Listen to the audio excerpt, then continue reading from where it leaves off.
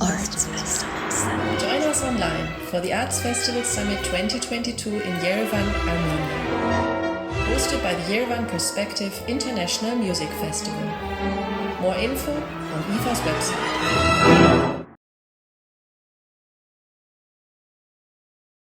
People here in the room are really the bravest ones that are following our works, our invitations, and I think a really interesting session, which we call the Denis de Rougemont Forum. The few words to explain: the Denis de Rougemont Forum is an opportunity for you to share ideas, to pitch, as you would say in a market environment, your projects, to find your partners, and to exchange.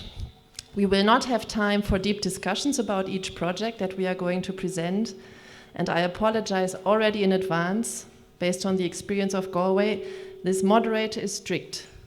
He has time that he will take, and he will at a certain point take away the microphone from you and say, "This is it, next one." This is not with a bad intention, but just with the intention to keep timing. After this meeting, be aware that we are exchanging and sharing all your pitches, projects, proposals, with also all those ones that are now sleeping in their rooms, and also all those ones that are not here with us and not online. So it's not lost. All is taken on camera and so forth.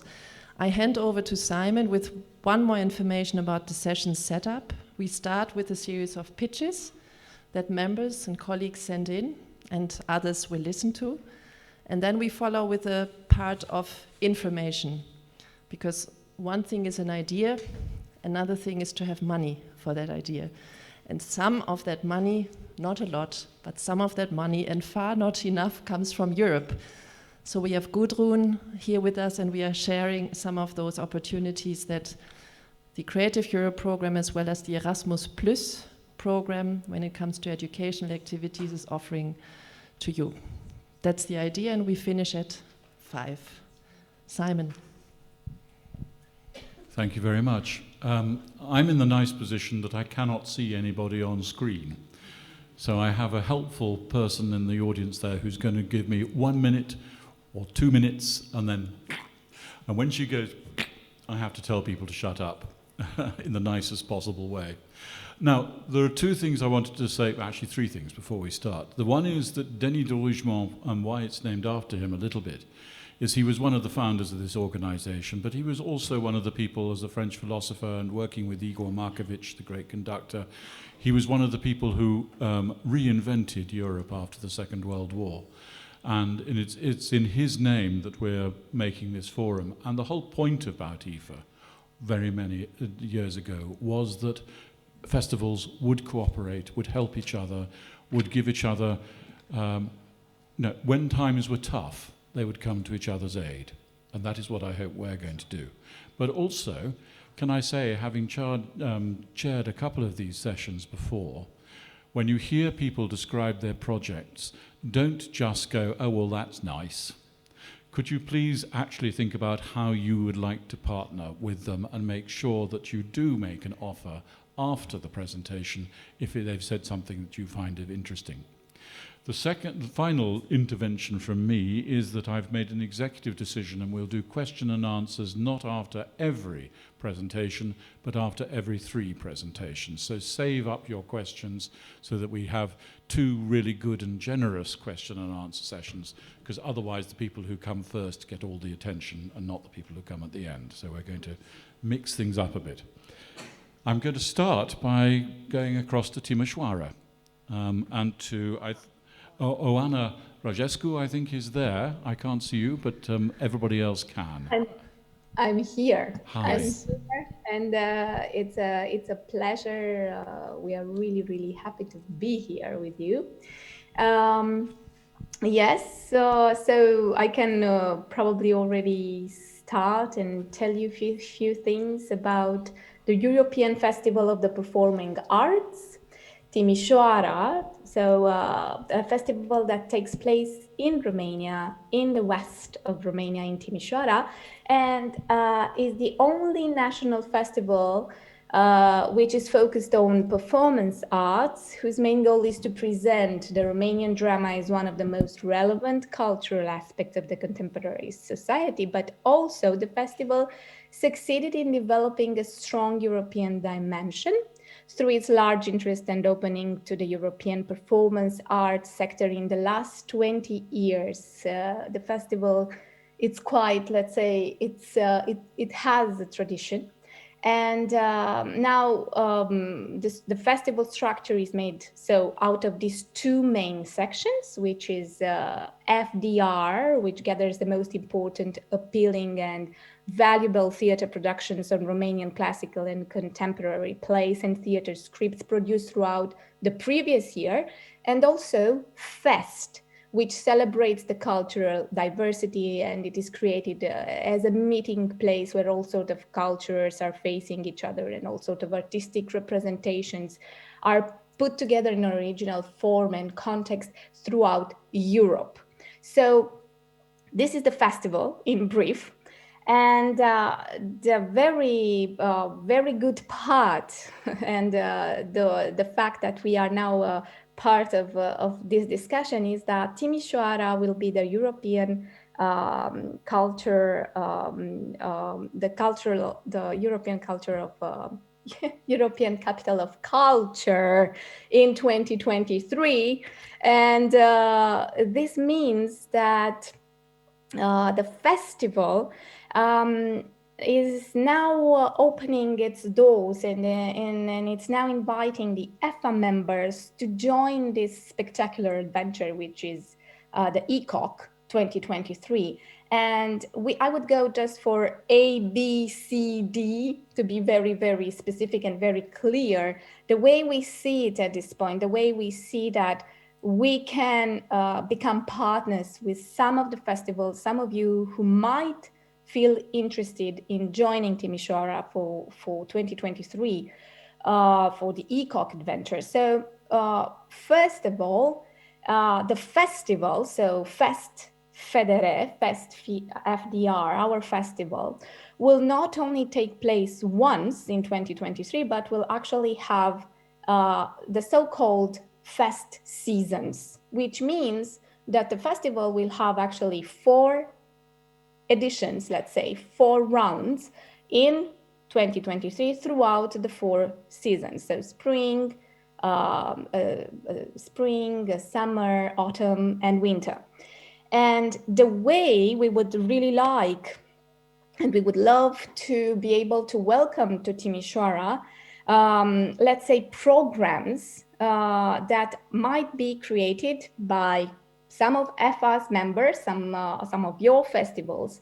And when I say that, I don't mean only theater programs. So we are truly open to all forms of arts, from art installations to music to dance to opera.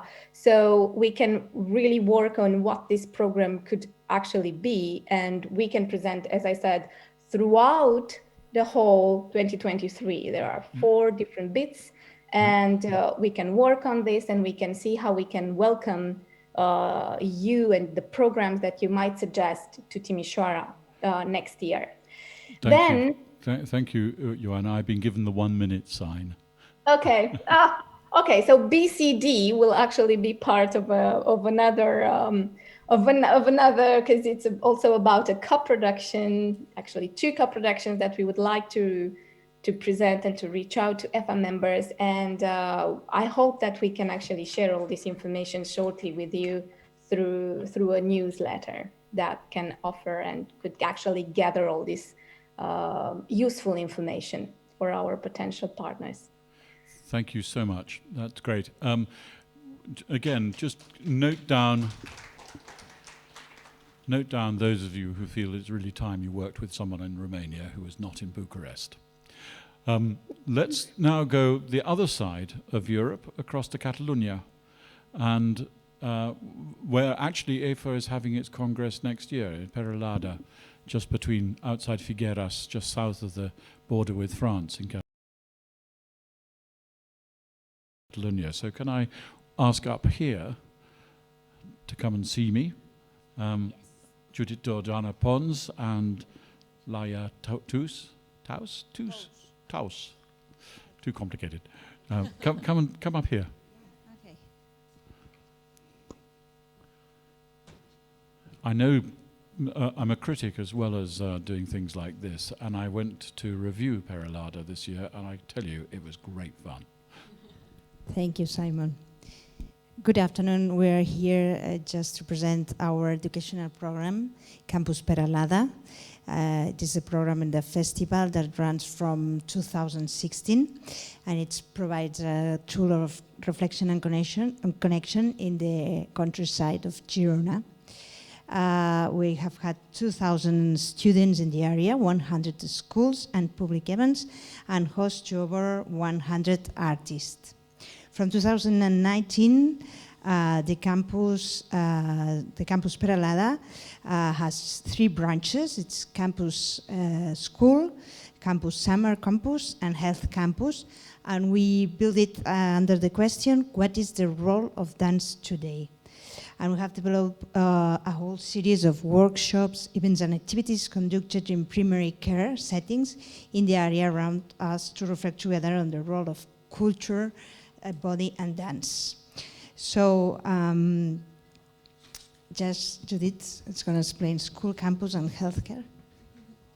So we are working on a school campus, a program of educational activities that encourage an atmosphere of reflection, practice and a change of experience based on movement, the body and the performing arts in high schools in the district, basically in Girona, because they don't have the opportunity to be in touch with the dance world. We have another branch that is summer school, is to open the doors of the festival to the local students of the performing arts. The campus provides emerging talent in the performing arts with access to content of interest that is not generally available. Is particularly focused on schools, organized groups and official music and dance schools. Some 2,000 students have already had a festival experience, and through campus, summer campus, students from the countryside of Girona have had the opportunity to gain experience, to receive master classes, for example, from Bejar Ballet Lausanne, Carlos Acosta or Mariinsky Ballet. And we also we are working also in the health world. The healthcare campus program takes events in the festival to patients and staff in healthcare settings, as Alzheimer, for example, and we do also activities, dance activities with all these people. And now Laia will be focusing in the school campus because it's our pushing now and it's our challenge from these next years. Can I remind everybody to always, when they pitch, say what it is they want from other members? Okay, why we've got here the 7 arguments for taking part to the school campus, this program which is for the high schools, that we are involved also in the project under the Erasmus Plus program. The first one is because it's a proposal of excellence. It's a transfer of knowledge at the countryside, because promote dramatic arts as tool to engage transversally with any subject on the school curriculum, because innovate in teaching methods through the arts, promote and appreciate culture as a meaning of personal liberation to promote new audience, that is something that we talked this morning, to support the high schools to become spaces for arts, and students have the opportunity to access international artists and companies. Thank you very much. But we'll come back in the question and answer to what you actually want us, everybody, to do. Okay. So thank you. We were going to hear now, carry on, yes, thank you. We were going to hear from Mittelfest, but unfortunately Giacomo Pedini is not well, so he can't present for that. So we'll move on. I know Mittelfest is a wonderful festival, and I'm sure that cooperating with them in anything is going to be worthwhile. Flanders Festival Ghent, Sophie, you got something called the Rain Requiem. Yes. Is that being sorry that it's raining again? Well, we need water, but not too much, let's say. Indeed. Hello, everybody. Rain Requiem is what I'm going to talk to you in just a few minutes. And what we want, what we are looking for, is tour options. This production has been made, and we are wondering whether someone else thinks it could fit in his own festival or her festival. I don't see the slide, so this might be the second slide then. Just to position that, Rain Requiem was the opening concert of the first edition of a new festival called Stroom. Stroom is the word that actually says the water is running. I don't know how you stream, actually, I think in English. And Stroom is a festival in the valley of the river Scheldt in Flanders. And it is between Antwerp and Ghent. We move every day to another location. And this is organized under the umbrella of Flanders Festival Ghent. So it is a new brand, actually, that we launched. Just in brief, this festival Stroom is about sustainability, about the climate. And we do give voices to artists to create new things. To bring over the message, actually, that we need to take even more care of our planet than we are doing. We work around culture, nature, heritage, tourism, economy, etc. It's because it's a smaller location in between two big cities, and so everything in between is something that we like to give a push from a big festival. Then I'm zooming into the opening concert. We are now on the slide with the water disaster. Yes. What you see here is pictures of the flood we had last summer in Belgium, the Netherlands, and Germany. All together, there were hundreds of deaths of people. We never thought this was going to happen in our country, but it did. And so it was a starting point for us to ask to artists, and we can move to the next slide, to ask to artists to produce, to create a new work. And we asked for a creation of the Requiem for the planet. Requiem of the planet, because we, all together, are bringing it to the grave. We are destructing, unfortunately, our planet, if we want it or not. And the idea of the Requiem is, so we had the 13 pieces, but the last part of the Requiem is a hopeful part. It's a hopeful part that we really think, that we believe that we can change our own behavior in terms of saving the planet. And that is actually the message of Rain Requiem. And we asked to the writer, David van Rijbroek, who is very famous in Flanders. He's a cultural historian, journalist, etc. And he went visiting the places that were in the flood. He talked to people who are still in the misery right now, even a year later.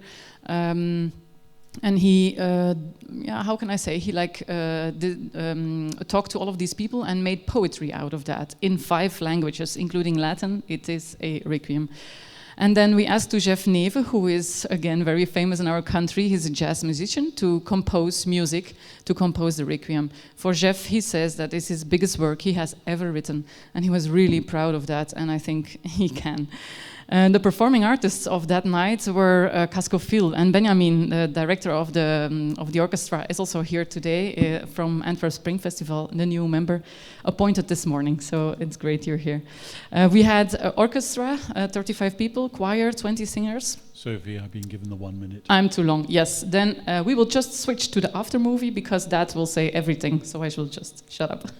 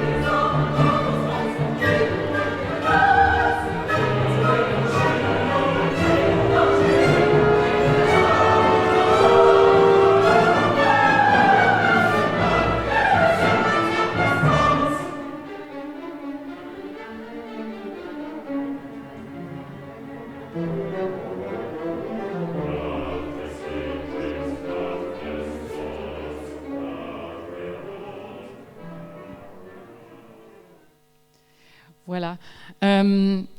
Paul already asked the question if you can get it into a smaller version. These are all things we can talk about, also about performers. And so if you're interested, Benjamin is here to talk about from the side of the artists, and then I'm here too. We really would like to have this traveling around, because this is really a marvelous thing. And now I have to really shut up, isn't it? It's all right, because we've got the question and answer. You can answer some of the questions then. So, if would the four people who have spoken already just like to come up and range across the stage here? Judith, Laya, and come up here. And if Oyana is still online, then first of all, is there anybody in the room who would like to ask a question? Yes, at the back. Can we hand them a microphone somehow, so that we can be heard? Whoever's... There we go. Tamar. I have a question to you, Sophie. Could people say who they are, just for everybody? Oh, sorry, I'm Tamar of the Wonderfield Festival in the Netherlands. And I have a question to you, Sophie. What are the costs? And can it also be done by another orchestra and another choir? That's a question for Benjamin. But the costs, if you would take all of the composition with the choir, the orchestra, and soloists, etc., we are talking about 30 to 35,000 euros for one concert. Yes. As for the orchestra and soloists, the main thing is the idea and the concept. So everything is to be changed as it would suit the project the best possible way. So whatever you want is up for discussion. And of course, naturally, if you have more performances, the price per performance goes down, but we all know this. We seem to be going in reverse order, so we'll ask questions to Sophie first, and then to Judith and Leia, and then to Joanna. So, Jurian. I have a question to the first presentation. Oh, well, in which case? Oh, no. So you didn't do BCD, but can you give us a short, whatever, summary about what co-productions you actually wanted to present? Because I think that's really needed to hear more than where it is and who you are from. Oana, if you could unmute yourself. Oana, did you hear the question from Jurian addressed to you? Well, let's repeat briefly the question, Jurian. Sorry, but there's a problem online. We keep writing to you guys. We can't hear a thing. It's all very distorted, like a lot of microphones hearing from. We can't hear straight. We don't understand anything. Sorry. Nobody online understands you. No. So if we could put in the chat the question of Jurian while we fix this problem, then Oana, you could still reply to the question. If we could put the question of Jurian into the chat. Now I hear you well. That's perfect. Now I hear you better. We repeat the question now to you. Just a second. I give the mic to Jurian Koyman from Culturescapes. Perfect. I think we have to be in the middle of the room so that there is no microphone interference with the speakers. The question was, what was your BC co-productions proposals? Yes. Thank you for giving us the floor in order to give some details on that as well. We are talking about two co-productions. One is based on a Romanian text written by Lucian Blaga, who is a Romanian classical author. His drama, The Children's Crusade, will actually be adapted by a Romanian playwright, a contemporary Romanian playwright, a well-known one. And we are looking forward to try to find a European director and to have this co-production together with one of EFA's members, if possible, so another festival that might want to join, and to present this co-production in Timișoara, of course, in 2023, and of course in the festival or festivals that become partners to us. So it's going to be a mixed team, a European mixed team, a Romanian playwright, an European director. The cast will be part of Timișoara National Theatre, so will be Romanian actors, but not only, if the case. So this is really something that is free to discuss.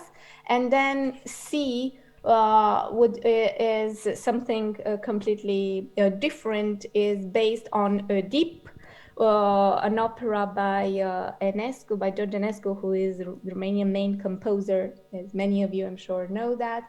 And based on this, we would like to also have a really contemporary adaptation, and we would go for also European opera or theater director and a festival who would like, or two festivals that would like to join us in this massive co-production, which would include part of Oedipe, let's say one act. So this is like with orchestra and everything, but then everything will be adapted for theater and would go on text. And it's a really theater opera mixture that Timișoara National Theatre wants to put together. It's a massive co-production, and it's really, really appealing, just to be very brief.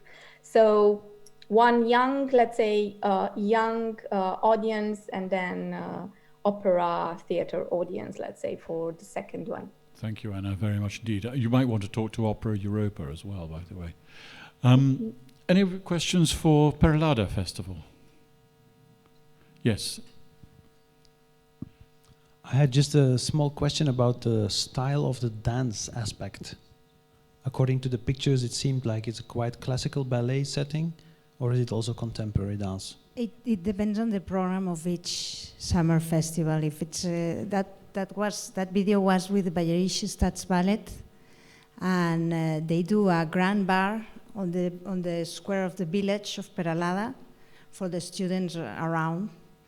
And it depends on, sometimes we did with Carlos Acosta, sometimes with Bejar Ballet. Every summer we see what companies can join us. Thank you. Any other questions? Any questions online, Catherine, that you can see? No. No?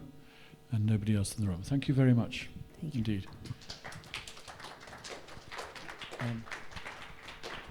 Now, the second half of this session, one way or another, is devoted to cooperation with Ukraine, which, as we all know, is something that seemed an extraordinary position to be in when we met in Galway only 9 months ago, and yet here we are with a war in Europe which is as stupid as the First World War was.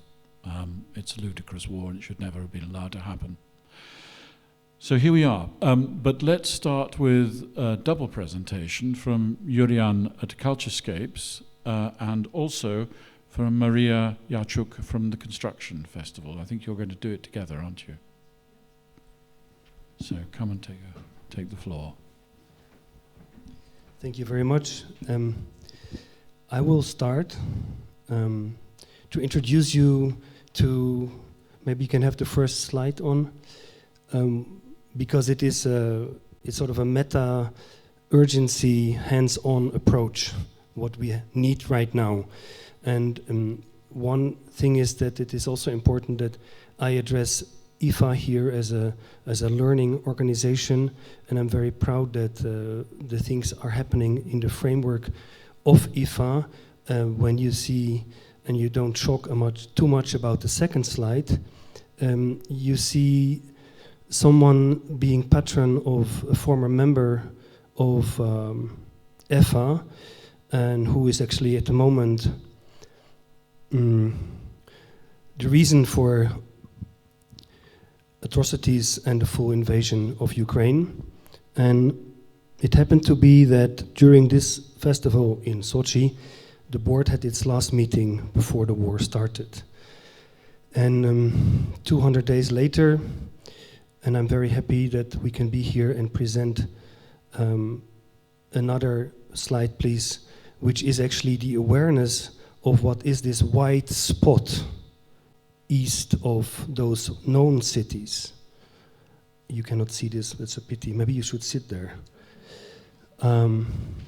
which is it is a research from the MoMA, New York, one of the most renowned museums about Eastern Europe, and they did seriously research and they presented this map, which is missing completely Ukrainian cities and culture. And this is sort of a problem inside the Western European awareness, which counts also for other continents. I am only making the example now for Ukraine, because that is a burning issue right now for our neighbors. And that's why the project Joining Hearts and Hands is so important. And I want to have your attention to that project, actually, Joining Hands and Hearts, to do something what we can do. Because this white spot should not happen again. This level of snow on neighboring countries should not be there anymore. We should not think in this kind of sphere of interest from one to the other, but individual autonomous countries who can decide their own destiny. And when the cultural events are being researched by MoMA and they don't find the places, they don't mention cities, Russia did very well known the places. And if you see the next slide, you see the destruction which happened to those places. And these are only examples from places of cultural institutions, which I mentioned this morning, more than 700 were destroyed. So what we didn't know, in a certain way, I'm putting it very general.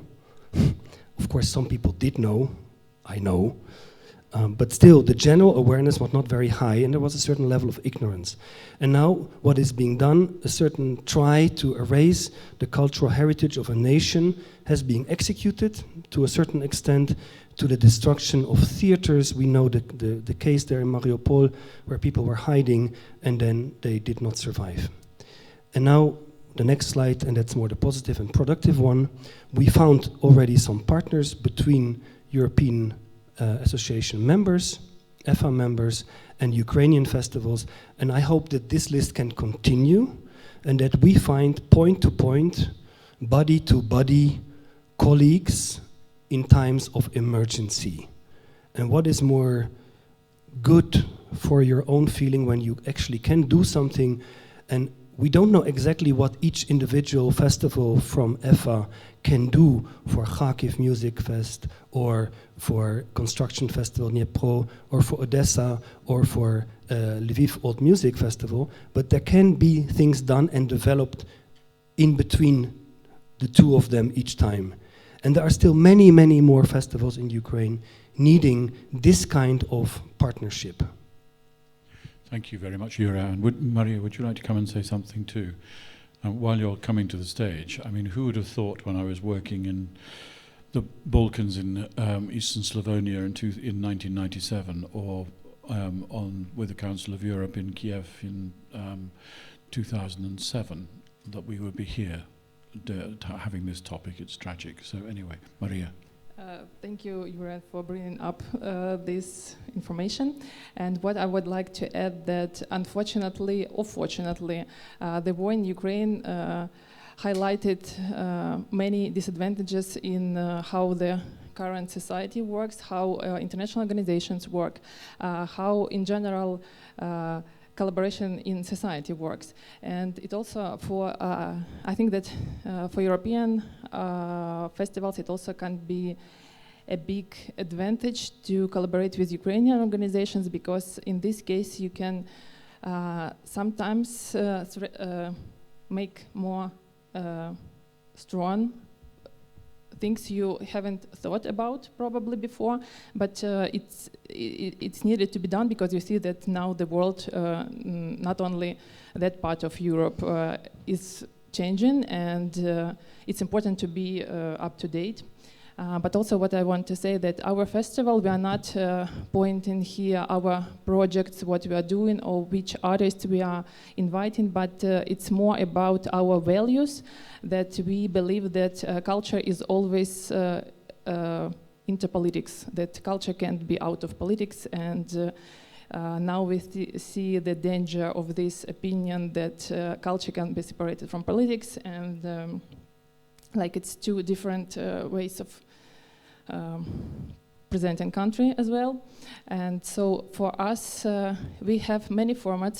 Our festival works with experimental and contemporary art, visual and audio art, and also with discussion and educational part. We are open to different formats, to presenting, showcasing construction in different countries, to participating in other festivals, to creating collaborations and residencies. But for us, it's what's more important, the attitude and the main idea behind it. So thank you for your attention. Thanks, Maria. But what would you really like from members? What would be the most useful thing members can provide? We would like to find partners who share our interests, first of all, even if we are not doing projects together, but perfectly if we find partners and we can do presentation of showcasing of construction festival, for example, together with your festival, that will be great. Thank you very much, both of you. Thank and you. We'll come back to you in a minute in the question and answer. Anastasia. And perhaps some of those questions will be answered now by Anastasia, who is from the Ukrainian Institute in Kiev. Hello, everyone. Can you hear me? Okay, great. I represent the Ukrainian Institute. I'm head of visual arts at the Ukrainian Institute. It's a public institution which is working in the field of cultural diplomacy. We facilitate international connections between people and organizations and help Ukrainian artists and Ukrainian culture to be presented, to interact, and to cooperate with the world. Our mission is to strengthen Ukrainian culture and to showcase it internationally. Our geography at this point includes priority regions, which is all of the Europe, North America, and few Asian countries, but we are also interested in cooperating with other countries which are not enlisted in this formal geography. In our activities, we have sectors that work with different sectors in art, that is visual arts, which I represent, but also we have music department, which includes academic, mainstream, and jazz music, performative section, literature, cinema, civil society, and academic programs. We also work in terms of try to work on the programs in learning Ukrainian language for foreigners and do research analysis on Ukrainian and foreign programs as well. We cooperate with festivals a lot. Since the beginning of activities of the Ukrainian Institute in 2018, we had cooperated with a row of festivals, which you can see probably on the slides. But we had also established 2 long-term programs for music festivals. It's Extra Sound. It's a long-term program to represent Ukrainian mainstream musicians at key events. And Sforzando, it's an international representation of Ukrainian academic musicians at key institutions, musical institutions in the world, so that those 2 programs might be of interest to you. Before February 24th, we were working as a joint partner with other festivals in several different dimensions. This can be joint programming of events with Ukrainian component. Ukraine can be a focus country, or we can add some Ukrainian representatives to the program of the festival. We can also organize a showcase or networking session with art professionals and the audience. It could also be the artist in residency program, public program, discussion, presentation. Right at this moment, we are having a public program at the Venice Biennial, jointly with the Ukrainian Pavilion and the Venice Biennial organization. With the drama festivals, this can be translating Ukrainian drama or staging Ukrainian drama on the festival. We also can provide the list of recommendations in terms of Ukrainian culture and art. If you're interested in introducing Ukrainian component on your festival, please do not hesitate to contact us, and we can use our contacts and expertise in providing some recommendations for you. We had also created a music catalog of the selected Ukrainian musicians in different sectors that might be of interest to you to have a look and think of introducing some of these artists in your program. So if your festival wants to cooperate to include Ukrainian component or just is looking for some partnerships and recommendations in Ukraine, please contact us, and me and my colleagues will be really happy to cooperate and help you with that. Lovely, thank you, Anastasia.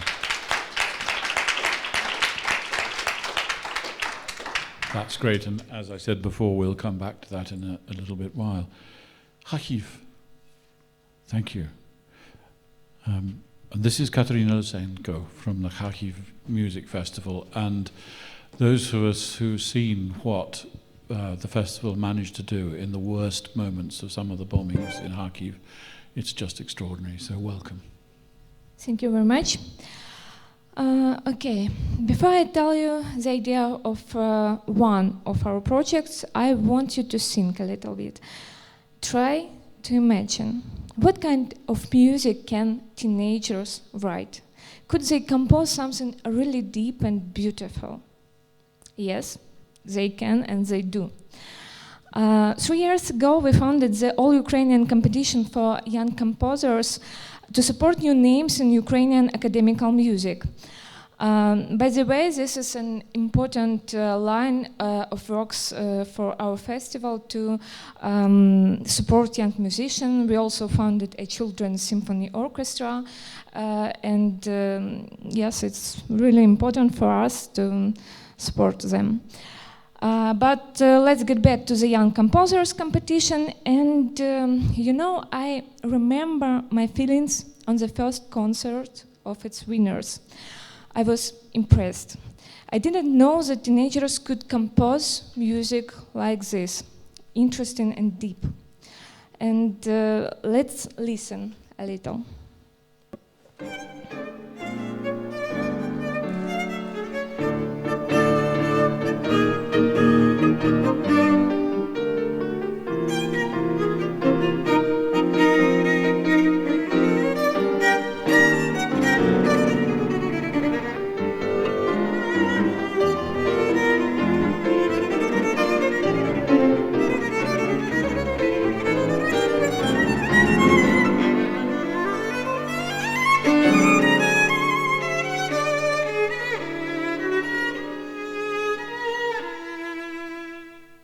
It's Anton from Kiev. He was 13 where he wrote it. He likes computers and playing chess.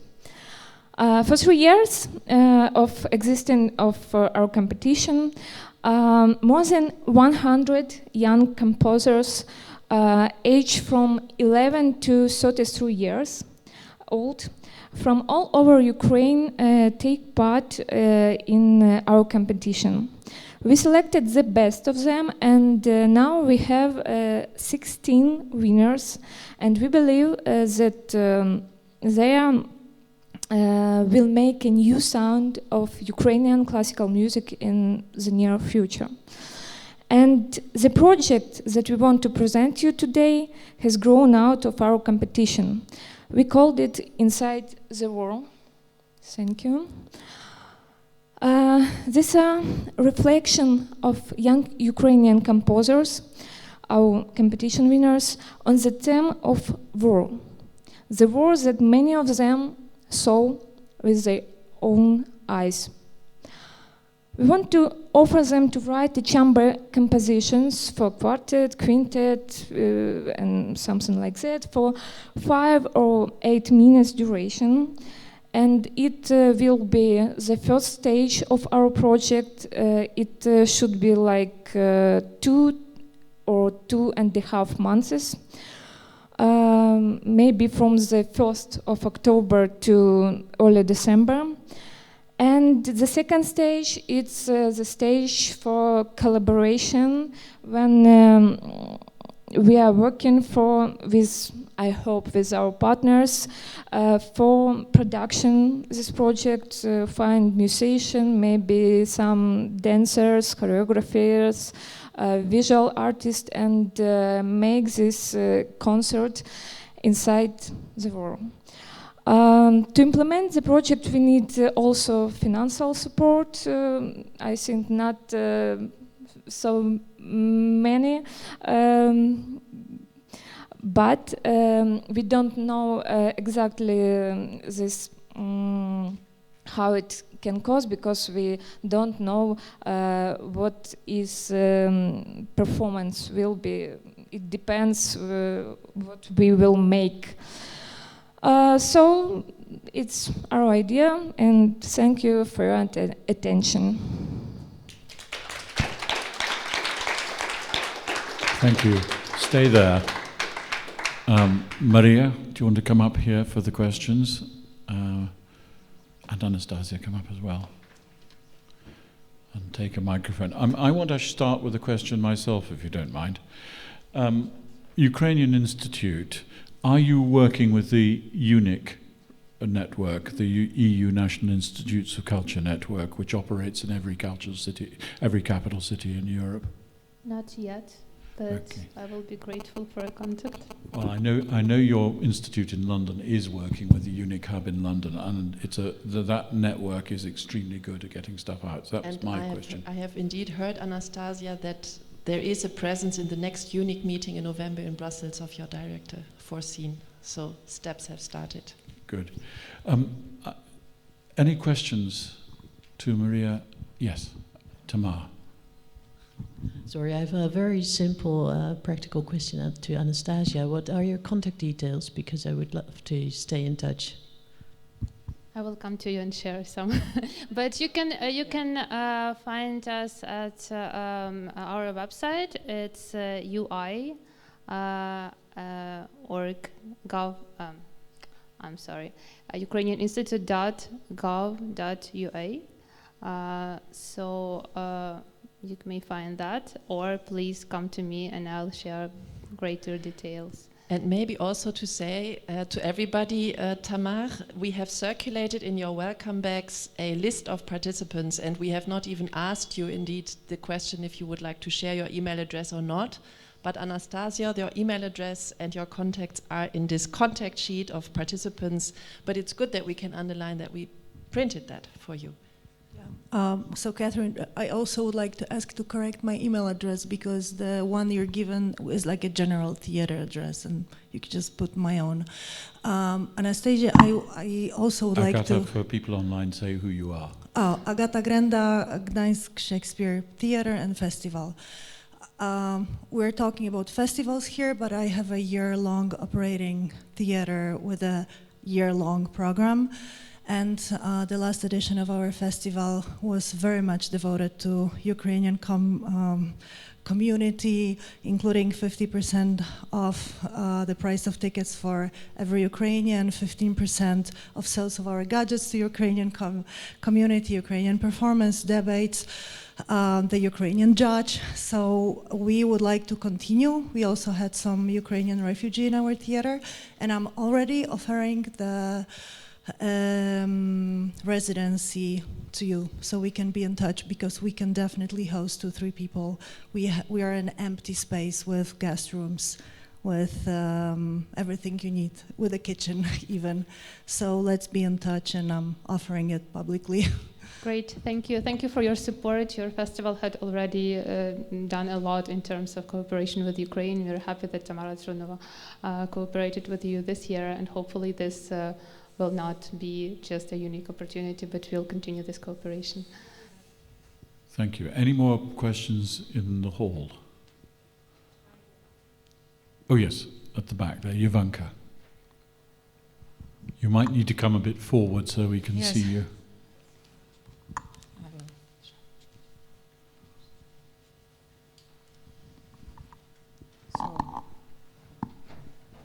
So hello. It is a pleasure to have you here. I would like to propose something. Artling Festival. Say who you are first. Sorry? Say who you are. I am Jovanka Višekruna-Janković from Serbia, Director of Artling Festival and President of Serbian Festival Association.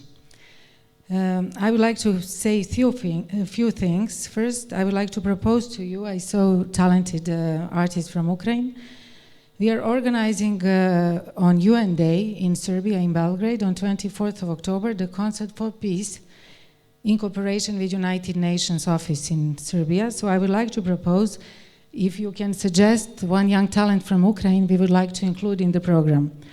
We will have a Camerata Balkanica chamber orchestra from the Western Balkans that is composed of the best young musicians from the Western Balkans, including Serbs and Albanians who were in not very nice relations in recent past.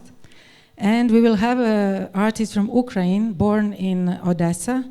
It is Alex Eisenberg, violin player, who lives in San Francisco, who will come and who will play as a soloist and concertmaster of the orchestra. So it would be nice to present some young talent from Ukraine. So if you have an idea or a concrete young artist to propose, I would like to include young artists in the program and to organize a performance and stay in Belgrade. And I would also like to ask the question, general question.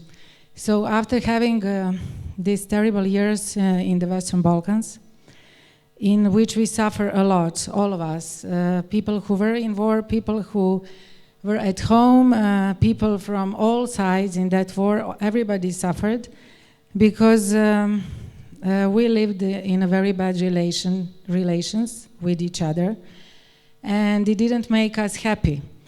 And I can proudly say now that after a long period working on reconciliation in the region, on different regional programs since 2004, I can say that my best colleague and friend is Albanian artist, cellist from Tirana, with whom I cooperate closely on this program, Camerata Balkanica, and who will also perform at this concert in Belgrade.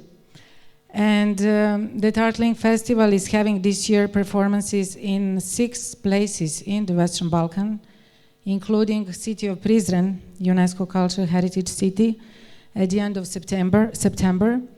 And I'm very happy that we all play together and that we all plan our future together. So, listening to these terrible stories from Ukraine, and also this comment by Yurian that EFA board was in Sochi and something like that, I'm wondering if we should actually continue accusing each other for our mistakes, or we should somehow try to consider the time in 10 years from this moment in the future and see how our relations will look like. So now we have the war, but the war must stop. So how we will improve and develop our dialogue? This is my question. So thank you very much, and hope to see Ukrainian young talent in Belgrade, and I hope that the war will stop soon. Maria, thank you very much. That is important.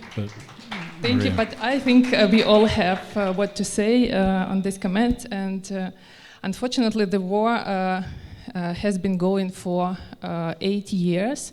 And during all these 8 years, we tried to build the cultural dialogue with Russian organizations, and we even were working with some of them. This wasn't our priority. We were mostly focused on other direction, but also we had from civil society Russian organizations, and when the full-scale invasion started, none of them made a clear statement against the war, and none of them contacted us, our organization, asking how we're doing. So at this point, it's impossible to participate together with Russian organizations, with Russian artists in the same event, and it's impossible to understand it because it sounds harsh, but I think I find this comparison quite good, but it's impossible to try to make friends the victim and the raper during the rape, because the war is the most acute part of the war is still going, and it's impossible to make dialogue now in cultural sphere.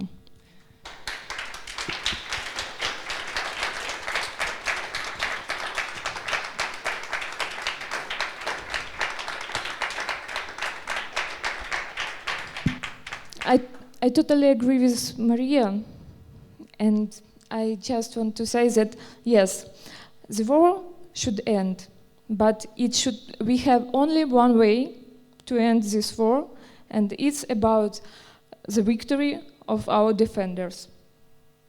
It's not about the culture, even if we want it, because we try, but it doesn't work. Thank you very much. Maybe I'll add Yes. that after February 24th, the Ukrainian Institute initiated the boycott of of Russian culture. This position is based on the feedback that we are receiving from art professionals, and we are urging all the international partners and institutions to listen to voices of Ukraine, and this is also the way that you can support Ukraine. We ask to stop any cooperation with Russian cultural representations until there is an active phase of war, and until Russia is bombing Ukrainian cities and robbing Ukrainian museums. I may also add that culture is also a battlefield, and Russian cultural diplomacy had added a lot to all the politics that is going on right now. There are numerous researchers on that, and you can also have a look at our website and find some information regarding that there. Thank you. Thank you very much, everybody. It is, I know, a really difficult discussion, and it also has. The only thing that I can say about all of this is that we have to keep in touch with one another, and we have to keep talking. I think one of all the EFA festivals can do, can I just say this, is remember your press relations. Remember to put out media stories about your partners in Ukraine. Remember to use your local press to get their stories into your media, because there's not a lot of that happening at the moment, and it should do. And actually, I think you've all got good press departments. They are all capable of helping their message get across to your press people in your own countries and your own cities. So could you remember to do that, please? Thank you very much indeed. We are, believe it or not, exactly on time. So I'm going to hand over to Catherine for another moment. Just a very brief moment. Not continuing. I cannot continue now the conversation, and it needs, of course, much deeper reflection. But I think, Simon, you summed it up in a beautiful way to say that we need to keep on having this dialogue, and the open invitations here for very concrete projects that were presented in a context that is very difficult, and the openness to cooperate and continue the collaboration that you have done in the past in various places already is something I take from these conversations. So let's keep on being in dialogue and continue to listen to each other and spread the word. I just have one question or two questions to you that is more so in relation to what EFA's framework or offer to you could be when it comes to triggering cross-border cooperation. Of course, one format is this. There is a summit, people meet, you talk to each other eye to eye, which I think is always, to my opinion, the most efficient and the most personal way, because it's about people connecting, trusting, liking each other and each other's ideas. Another way has been, in particular for the last 3 years, the online environment. And we cannot probably ignore that this online environment will be a reality for all of us also in the future, for many, many good reasons of accessibility to conversations, to mention but one. Could this online environment also be an environment for your artistic programming and development of your programs in your own festivals? That is a question, because one of the ideas, I think it came from Haris Pasovitz at that time, was that why doesn't EFA offer what we could call a Denis de Rougemont treasury? It would be a kind of online space that we would create for you, in which you can do two things. You can share on this online space online content, which could be performances that you would like to make circulate to other festivals. It could be discursive programs, reflections. It could be something that you think could be relevant to other festivals.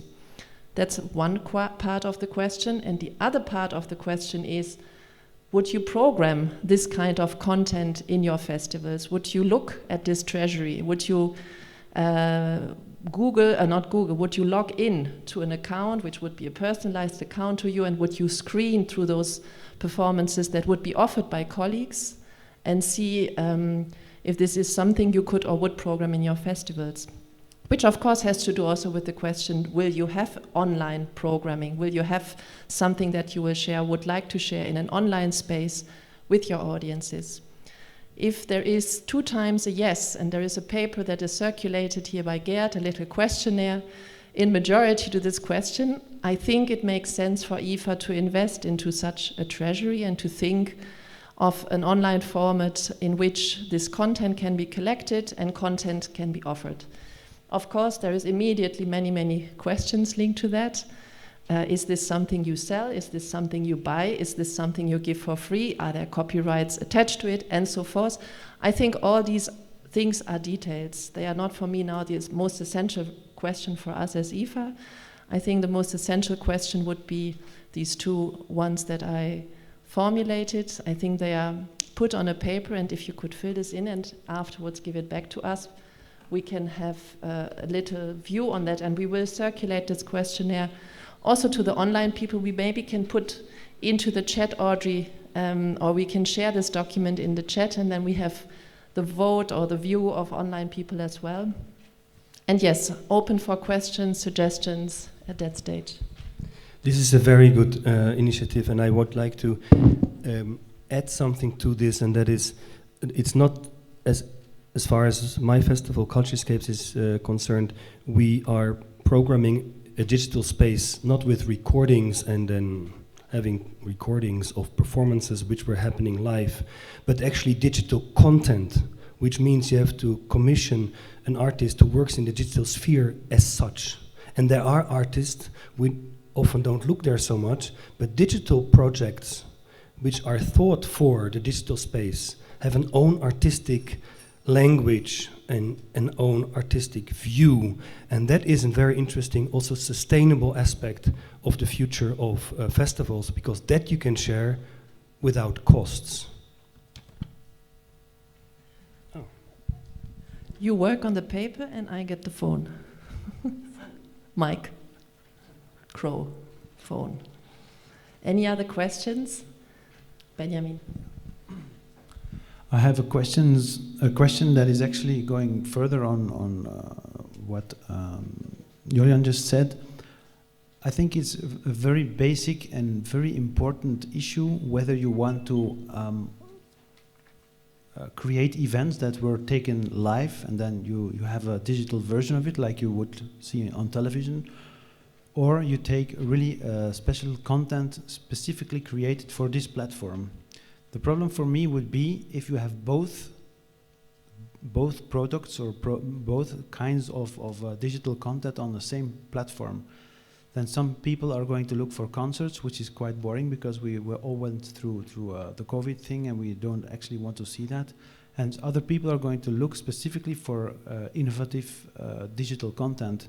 And if you're talking about that kind of platform, I can say fully yes. But if you're talking about what you just discussed, like performances, operas, whatever that is just being filmed, even if it's in a very good way, it's not interesting, and then I cannot say yes. Yeah, you are free in this little paper to share. We collected now this comment, but everybody who now is not taking the mic, feel free to comment on this paper on the backside or forefront. It's about creation of new content, it's about innovative content, it's about distribution of content. Hi, Tom Creed from Ireland. It's also worth thinking about this as a platform to share content digitally that then you might present live in your own festival. So actually a discussion which, you know, an interesting discussion or an event with an artist, which you could invite the artist, or you supposed to think about this both as a way of sharing the online content, but also about sharing live content. I just wanted to say, Catherine, that a few of you who remember it long enough, in 2014, we did actually bring the beginnings of this idea to the EFA Assembly, and so it's not something that has completely come out of the blue. Out of the COVID. Exactly, or out of COVID either. It is something that we've long been thinking about, how we can build EFA's heritage in the sense of the work that is done by all the festivals into something that EFA can present not only from itself but to each other. And I think one of the most important things about this treasury idea is that it does take exactly what Tom's been talking about and what was being said just now about designing content especially for this process, not just as a sort of rubbish dump for what you happened to have done earlier. It's a much more creative idea than that. And I think that perhaps many of you can start thinking about how can you... So many people have thought about what they put on their own websites. They've never thought really very hard about what they put on their colleagues' websites. Let's have a bit more sort of imagination about what we can do. Thanks for your comments. That was it. Simon, you can go on with the second part, if you don't mind. Money. Where can we find it? And why has nobody given it to me? And I don't mean that just in my own terms. I do actually mean it from all our point of views. We know there's money out there. We know that actually an awful lot of institutions are surprisingly keen to give it away, but they then create an extraordinary array of rules which makes it extraordinarily difficult for them to give it away in any meaningful way. So what I hope we're going to do now is talk to Gudrun Heymans, who is the Creative Europe desk in Flanders. Are you there, Gudrun? Yes. She is? Good, excellent. And I hope that she will take us through some of those questions, and with a little help from Magdalena Liskova here in the room as well a little later on. So Gudrun, the floor is yours. Yeah. Well, thank you so much, all the EFA members, the EFA board, and also our colleagues from Armenia, whom I hope that they are there. Is it possible to share the screen, or yeah? Is it, or shall I do it? That's one thing. No, you are on. How do we do? You are on. The screen is on. Gudrun, good. Yeah. We can see the slide, and we can see, like in a normal Zoom context, your image on the bottom up. So we have your little image, and we look at the Creative Europe 21-27 push boundaries. Yeah. Beginning slide. Go ahead. Can I move on, or you can move on, and you can. Audrey is going to follow the presentation, and we'll go through the presentation to the next slides. Perfect. Well, thank you so much, and once more, it's for me a great opportunity to just now come to you and share with you the opportunities for the festivals in 2022, because I came back from Ars Electronica in Linz, and there I discovered that Work Program 23 has been adopted for about a week now, and in it there will be a special call for cooperation with Ukraine, and this call will soon be launched. So I have at the moment no far more information on this, but please keep an eye on the newsletter from your creative desk in your country, and this will soon be communicated. Something more general then, what's in for festivals? Of course, the cooperation projects, the strand, the action on cooperating between all participating EU members, EU Creative Europe participating countries is our main project. And here we have a scope of arts, visual arts, theater, opera, circus, literature, multidisciplinary, also audiovisual arts are included, while they cannot be the project leader in these. Next to the cooperation projects, we have a kind of more targeted sectoral approach, including Music Moves Europe, Perform Europe, the European Heritage Label and the Heritage Hubs. I will give a little bit explanation on Music Moves Europe and Perform Music, because Perform Europe, because they are the most important for you. And soon there will also be a new call, support for individual mobility for artists, and also support for residency places under the umbrella name of Culture Moves Europe. This also will be launched before the end of the year, and then there will be also come another cross-sectoral support, including collaboration with the media part. Yeah, next one, please. All the eligible applicants have to be organizations, so no individuals will be allowed as organizing partners. Can be public or private organizations. The project leader must have at least 2 years. Nothing is said about the other partners. Which countries can participate? The EU member states. The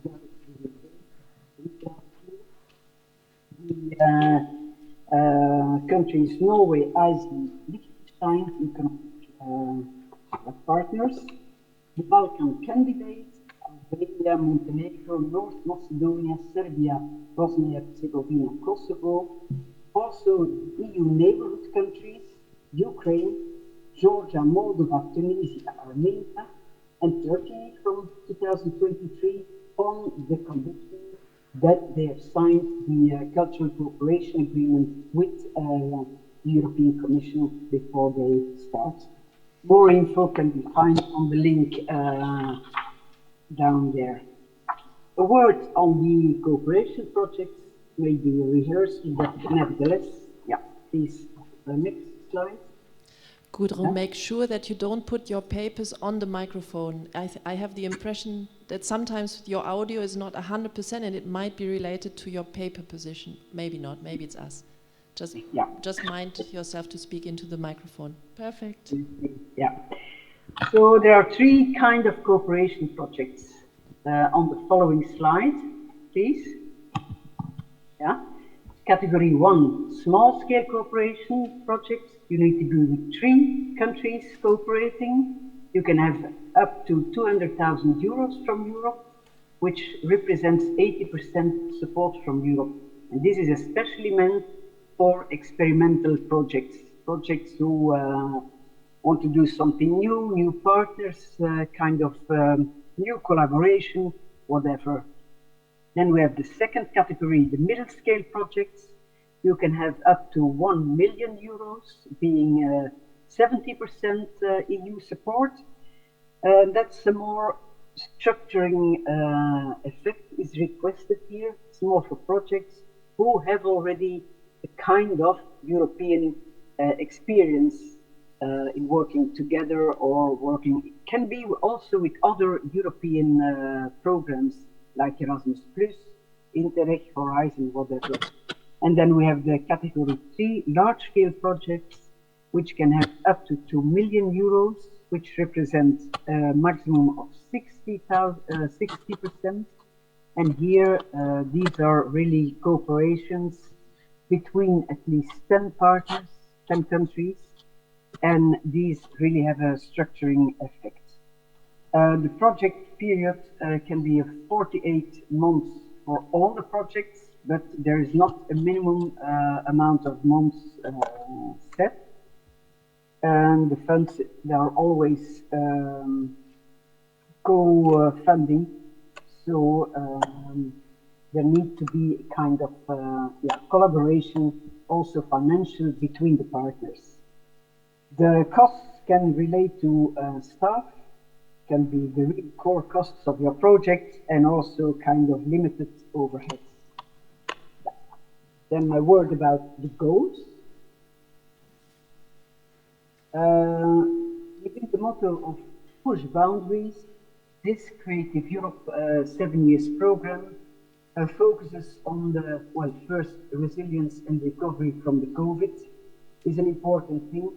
Innovation, cross-border cooperation, and joint creation, national exchange and network, capacity building, more management, also the new technology within the management or within the organizations working.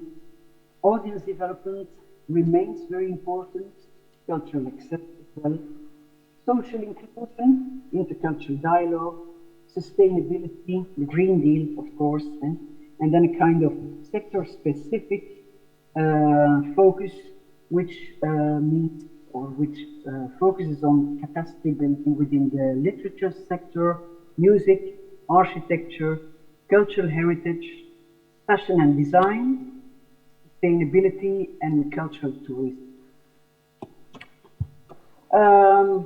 Just the planning of this call for 2023 is for projects who will start by the end of 2023. Let's hope that the call comes soon, before the end of the year, November, maybe earlier, I really don't know.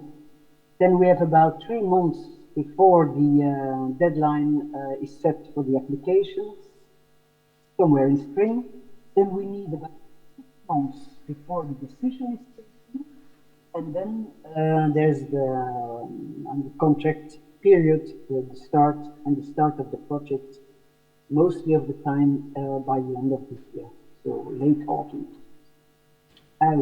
I'm happy to leave the word now to Magdalena Litskova, who will do the best practice of Beaux-Arts in the cooperation projects. Thank you.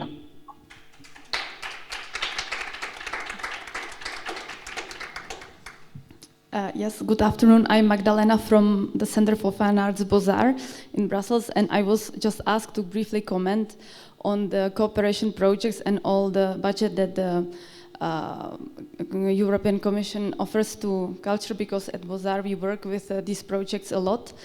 I have to say that it was also very good news for us to see that the co-funding percentage raised to higher percentage. If you work with European projects, you see that from 50% it went to 60 up to 80 in the small scale projects, which enables to involve also smaller structures, some partners that would have difficulties to justify or find the co-funding part. So for bigger budgets, especially for the countries, for example, I'm originally from the Czech Republic, where there is no euro and the prices are in different scales. It's always or still very difficult to meet the co-funding. So I think this is a very good news for everyone. It's the same for Beaux-Arts. The European projects enable us to reach out to different partners and cooperate with people, not only with the EU member countries, but as you could see, the portfolio is getting bigger and bigger every year. And as we heard, Ukraine will be also eligible country to cooperate with and use all the costs with cooperation and in Ukraine.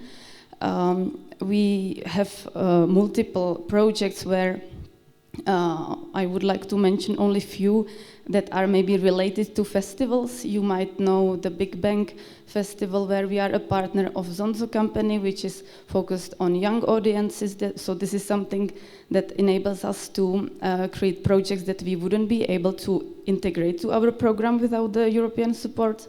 Then Gudrun mentioned at the beginning of her presentation, she was back from the Art Electronica Festival in Linz. So it's part of our Studotopia large-scale project, where we got this opportunity, and thanks to this we can bring together artists, scientists and researchers that think together. They have residencies together, and we really go beyond the usual programs we would be able to just present at Beaux-Arts.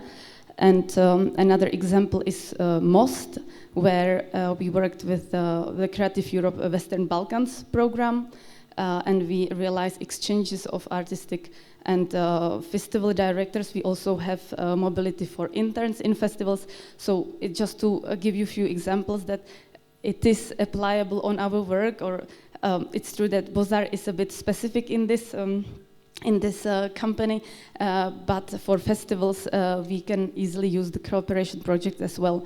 and I'm able to, or I'm available here if you have any questions, because I must say that I've been going through all this EU processes and reporting and audits and everything for many times now, and I must say that it's getting more and more flexible. It's getting more and more straightforward for people really to participate, and the administrative burden is smaller, even though it's very important still. And I was just thinking then, seeing the situation with the energies and the inflation and all the prices, I don't know if we can think about with Gudrun or with our colleagues here, if maybe also raising the percentage of indirect costs that are always part of the Creative Europe projects that are now around 7 to 10%. That are supposed to cover the energies and all the indirect costs we all have, if we shouldn't try to lobby for 15, 20%, because with the energy and all the money we will have to pay just to stay open, stay and exist, will raise very much, unfortunately, in few years, so in the coming months. So I'm here if you have any questions, and I encourage you to try and apply and meet your partners and get the money. Thank you, Magdalena. Thank you, Magdalena. Thank you for raising this question, and I will surely pass it to the Commission. Very good point. Can I go on with the... Yeah. So just a word about Culture Moves Europe call, which and is... Gudrun, we have a couple of more minutes, but not that many more minutes. We read also all the slides. You don't need, when you have all the info on the screen. No, we go through the slides, but we accelerate a little bit. Okay. Okay, very well. Just about Culture Moves Europe, so that's the individual mobility or support to host organizations for artists.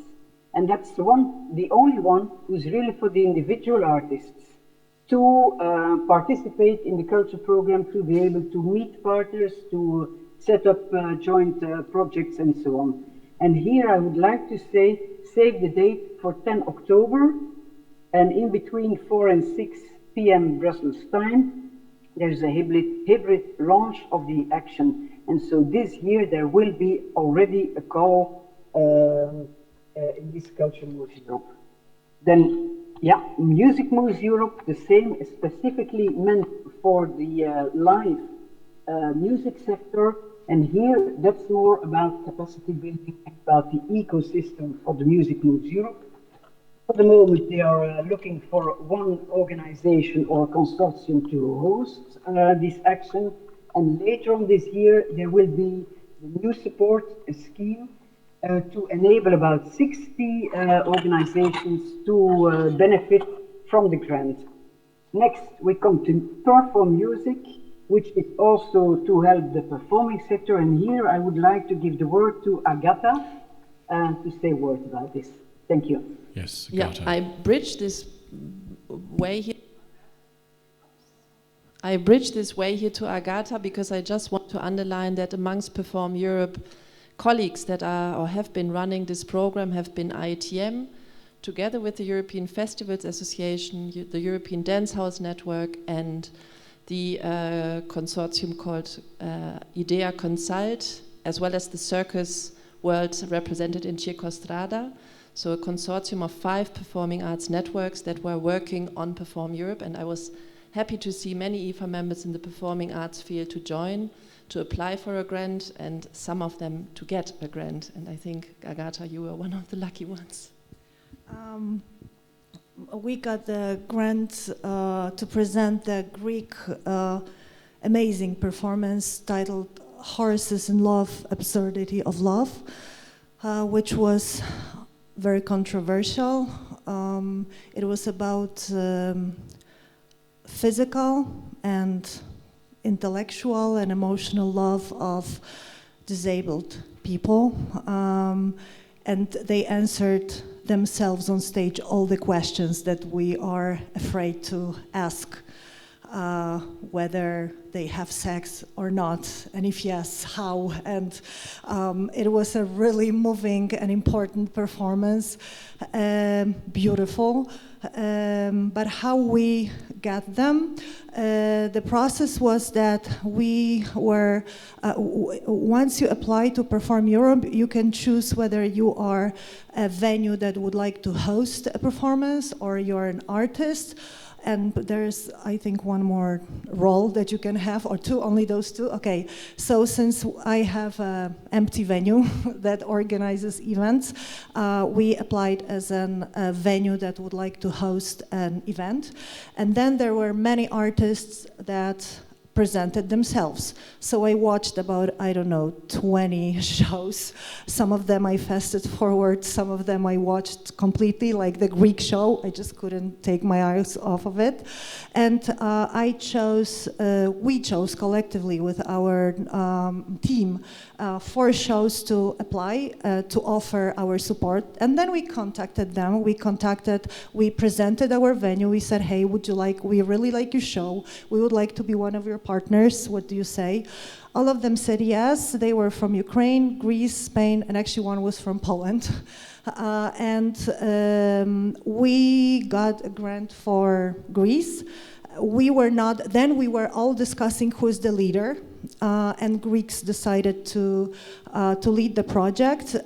So they were responsible for all the bureaucracy afterwards. So for us, it was great.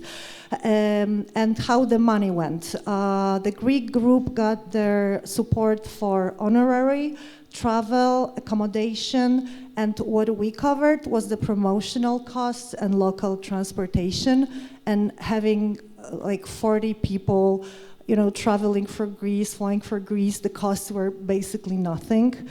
The Greeks performed in Bulgaria, in Poland, in Cyprus. They were supposed to perform in Portugal, but I don't know, COVID or something happened and they didn't. So for us, actually, it was an easy grant, I have to say. The big deal was to watch the performances, to contact the groups, and then to write the grant. But since I really have one of the best teams in Poland, and sometimes I tell them, stop, we don't have enough people to actually, because they get all that. Now we are waiting for the results for Creative Europe, and I'm afraid it might be positive. I'm kidding, of course, but really it's a big grant and big responsibility. But apply. We had an amazing show in the theater. The costs on our side were really minimal. The EU helped tremendously, and the show people are talking about till today. Great, Simon. Thank you, Agatha. And Gudrun, I just wanted to mention that the call for Perform Europe is now open, not for individual organizations as festivals to apply for, but again for a consortium to take over this arm-length fund for the performing arts to organize. So the same consortium that has run Perform Europe in the past is going to reapply, including EFA. The deadline is November, 2 months. Then the call is going to be evaluated, probably results in December, and the project would foresee the starting of calls again as of 2023, springtime. So of course you will get this information, you will get the calls, and hopefully in case that consortium will continue with Perform Europe, we will have the privilege to inform you about this process. Gudrun wasn't finished, I think. I was just interrupted. Oh, really? Just one more thing, yeah. Thank you very much, Katarina, and it's true. Let's hope it comes soon. Just one more slide.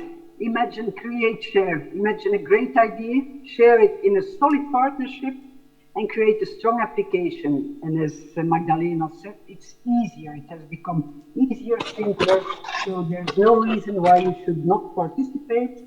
And I have a last slide with more information if you're interested. Also the link to our Creative Europe Desk network and to the Capitals of Culture. So there as well you can see which partners already or which places you can extra use in the coming years. I wish you all good luck. Please come to us in case you need more information, and my slides may absolutely be shared. So please and good luck. Thank you, Gudrun. You hear an applause here in the room for you. Thank you. Is Seda Gregorian here from Creative Desk Armenia? Yes, indeed you are. Yes, I have to say, of course, that thanks to the unbelievably stupid government of my country, this is all very useful to everybody except me. Thank you. If I may, I'd like to say welcome to deliver information about the program throughout these 3 years. And next, please. And these are just the keywords for Creative Europe. I'm sure you also know that the main goals of the program to bring creative minds together and innovate. So next slide, please. As Gudrun introduced the main programs, the cooperation, support for cooperation project is the main scheme to support the creative programs, and I will just briefly introduce a few of them that Armenia is part of, and they were very successful. First one is by National Center of Aesthetics, Small Theater, headed by a very amazing creative director, Vahan Badalyan. They were part of this performing arts project called Impart, together with their partners from Italy, Greece, and Germany. That was the lead partner. Unfortunately, next slide, please. Unfortunately, we haven't had a lead partner yet in this short time that Armenia was part of the program. But with B Museumer, this was an amazing project where ICOM Armenia was associate partner, and we had a chance to train our museum workers in Tbilisi for new techniques and technologies in the museum sector. Next slide, please. With the European Outdoor Art Academy, I hope you know, or if you don't, I would like you to know about Are Performing Arts Festival. That's one of the leading performing arts festivals in Armenia, and they were, again, associate partner in this project, allowing young visionary theater directors to get capacity building training in the Balkan countries and join the bigger network of the professionals. With Artifake, this one was a recent success, and Artifake project aims to bring awareness of fake information, misinformation through art.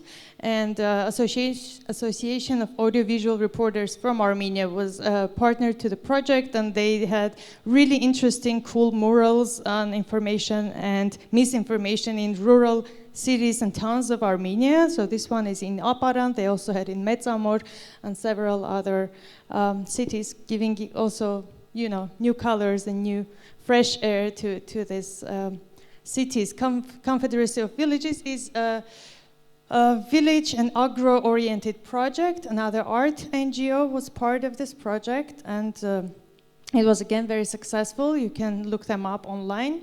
It brought together new innovative ideas on agriculture and environmental protection. Next slide, please. As also Gudrun mentioned, there is a scheme for support of artist mobility. Previously it was called iPortunus, and with iPortunus we had 8 artists travel and accomplish their projects. And we also, if I'm not mistaken, we also hosted 3 different cultural and artists, creatives from other countries. Again, during the COVID year, this program was pretty much frozen, so we didn't have any result for 2020.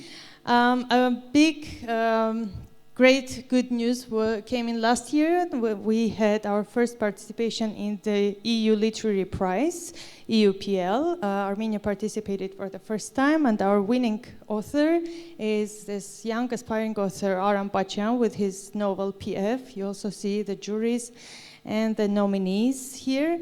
And in this field of literature, next click please. So you may also be aware of the literary translations program available with Creative Europe that allows to translate up to 10 literary books into participating countries' languages. And we had the first winner, that was New Meg, a publishing house that is currently translating 10 books with the support of the program. Networks and platforms are a major part of Creative Europe, and with those we had Ballet 2021, again another aspiring initiative you would like to know maybe. They are starting a choreography dance school, ballet school in Gyumri, that's the northern big city, the second bigger city in Armenia.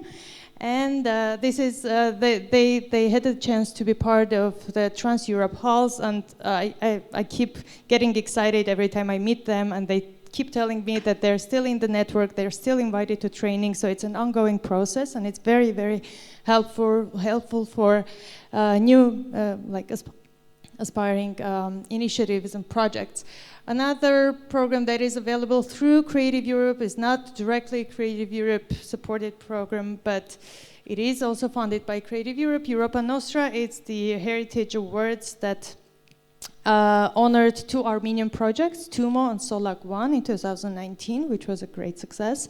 And they were celebrated for their new innovative techniques for research in archaeology and for 3D scanning technologies to preserve cultural heritage sites. Next one, please. Two more success stories that were not here and are very recent. One is Perform Europe. We got, I think, 3 successful stories with Perform Europe last year, and this year with Music Moves Europe. We had La Daniva. It's an Armenian-French band that was very celebrated and was awarded at Music Moves Europe this year. That was also a big success. Overall, this is just a brief introduction to the activities we managed to do throughout the past 3 years, but basically 2 years or 1.5 years. And part of the activities, of course, were carried out online. We even managed to, in the most unbelievable times, and I guess our Ukrainian colleagues will relate to this, that during the war here in Armenia in 2020, we had a major capacity building program running online, of course, but that was a big success with 76 participants joining the workshop online throughout 2 months. And pretty much I introduced to the main activities and the projects. At the moment, Armenia is in the process of renewing the agreement with the EU. So, after the 7-year phase, another 7-year phase is starting. And we are in the process. That is an official, formal process that the desk is not part of, so it is run and curated by the Ministry of Culture. But hopefully we will be able to continue participating in this amazing network and program that allows Armenia to be part of this creative journey together with, not all of the flags are introduced here, but those are the ones that we had major partnership with during the 3 years. And there are some contacts in the end. A big thank you, and enjoy your time in Armenia. Thanks. Thank you very much, Seda. I just wanted to say, of course, that remind you that not all money comes from the European Union, that there are other funds. For example, there is the other organization that Denis de Rougemont founded, which is the European Cultural Foundation, and through them there is also the European Foundation Centre, and these are non-EU funds that are available for many cooperation projects. And I mentioned before the National Institutes of Culture, of course, where my lot actually are active in the British Council. So there are other funds other than the EU. Final presentation of Erasmus Plus now by Denis Leguez. He is on video rather than in the room. Hello everyone. So I'm very happy to join you. I know that I don't have so much time, but really the idea for me to being here today was really to introduce the program, Erasmus Plus program. I'm actually working at the French National Agency for the youth program, because in Erasmus Plus there are 2 sectors, education and training, and youth and sport. So I'm actually working on the youth and sport sector. Really, the idea for me to be here with you is just to focus on the fact that as cultural actors, you have the opportunities to go on Erasmus Fund as a complement, to funding and to financement from what you already have on Europe Creative. We are nowadays working with Europe Creative just to connect all the dispositives and all the opportunities. And basically, as a cultural actor, you can find, and you have to think about how you are going to fund your actions. When it's about creation, of course, you will go on Europe Creative. But when it's about like trying to find some financement on actions that you are developing towards youngsters, then you can go on Erasmus+. This is something which is very important for you to understand, and I know that you already have conscious about that, the fact that you are youth actors. You are a part of education, and as such, you can go and propose some projects in Erasmus+. Just for you to keep in mind, Erasmus+, basically you have some opportunities to find some funding on mobilities or cooperation. So on the framework of the new program, basically it's really bounded to Europe Creative, because we are sharing the same objectives and also the same priorities. So as you can see, it's working around a greener program, more digital, more inclusive, and more participatory for youngsters.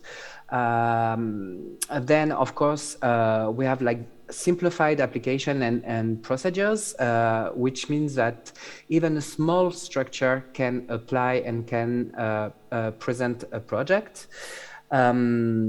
The idea is also like really working on the results, so how you are going to impact the youngsters. This is something very important, and sometimes it's kind of very difficult for the cultural actors how to connect to Erasmus+, because you have to make the connection to the youth policies. But as youth actors, of course, you can find the way to connect to youth policy. And then, of course, we have an increased budget, which means that we are really trying to develop the connection between all the sectors. And that's why actually I'm here today among you. Few elements on general information. So the geographic coverage, basically it's all the countries from Europe. And then we also have some neighborhood policy. So we are trying to develop some projects with the neighborhoods.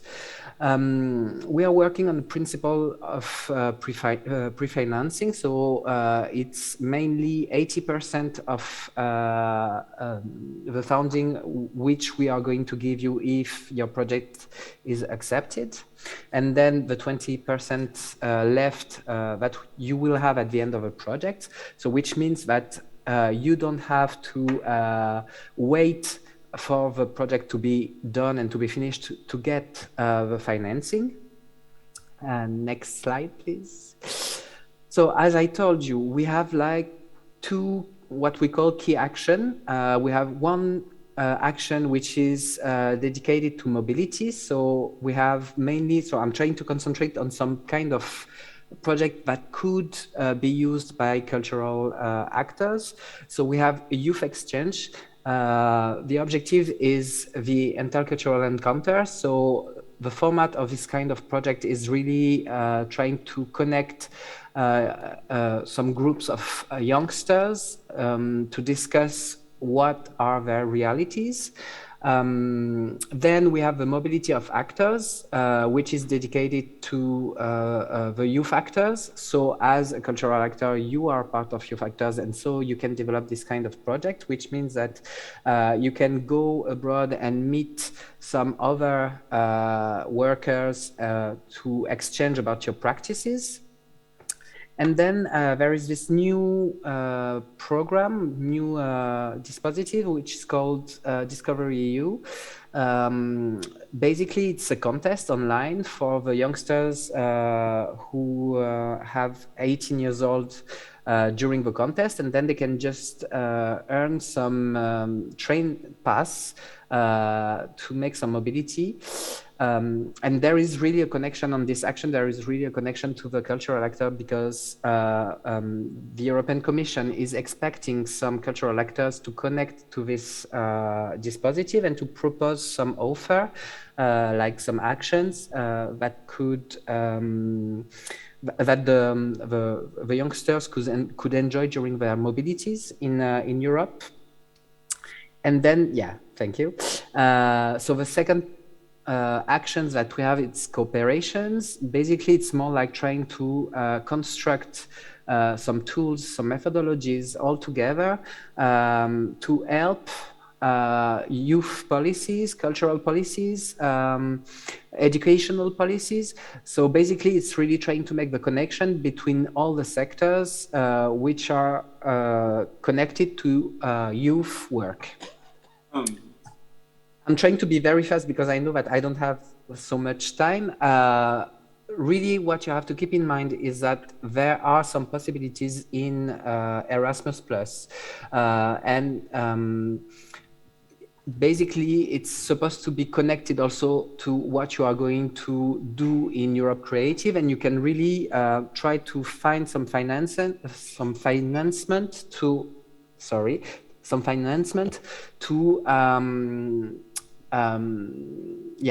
to propose some projects which are not based on creativity, but more on what actions you are developing towards youngsters. And I think I will end there.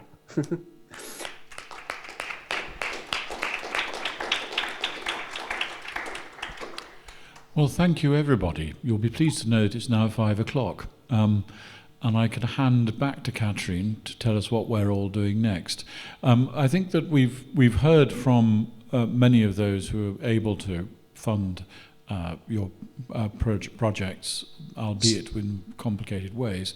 But they are all available, and I think if there are questions in the hall, etc., then we can talk to Seda as we go along, and also talk to Gudrun online, and of course to all your other Creative Europe desks in your own countries, wherever they are. So thank you very much, everybody. I would just like to say, to finish this session, that let's remember that this organization was co-founded by a great Ukrainian artist, Igor Markovich, as well as Denis de Rougemont, and that therefore our cooperation together is something that has been natural for the last 70 years, and I hope it will be for the following 70 years too. Thank you very much.